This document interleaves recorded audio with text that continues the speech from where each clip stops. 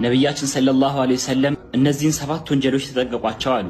እነዚህ 7 ወንጀሎች አጥፊ ናቸው፣ ያጠፏቸዋልና በፍጹም እንዳትቀርቧቸው አሉ። ሙስሊሞናችሁ በአጠቃላይ ይህንን የነብያችንን ሰለላሁ ዐለይሂ ወሰለም ማስጠንቀቂያ ሳትሰሙ እንዳታሳልፉት። ይህን ቪዲዮ የቻላችሁትን አቅም በደንብ ኮፒ ሊንክ፣ ሼር፣ ሪፖስት እንዲሁም ዲዩት በማድረግ የነብያችን ሰለላሁ ዐለይሂ ወሰለም ማስጠንቀቂያ ብዙ ሙስሊሞች ጋር እንዲዳረስ አድርጉ። ነብያችን ሰለላሁ ዐለይሂ ወሰለም ቡኻሪና ሙስሊም በዘገቡት ሐዲስ ላይ እንዲህ አሉ፣ ኢጅተኒቡ ሰብዐል ሙቢቃት፣ እነዚህ 7 አጥፊ የሆኑ ወንጀሎችን ተጠንቀቋቸው፣ ራቋቸው አሉ። ከዛም ሰሃቦቹ ያ ረሱላህ እነዚህ 7 ወንጀሎች ምን ምን ናቸው ለስተይቋቸው?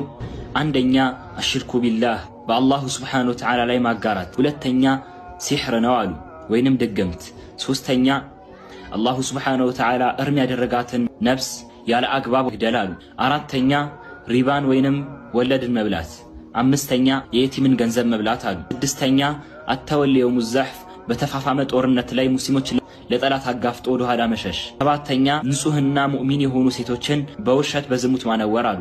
እነዚህ 7 ወንጀሎች አጥፊ ናቸውና ተጠንቀቋቸው ብለውናል።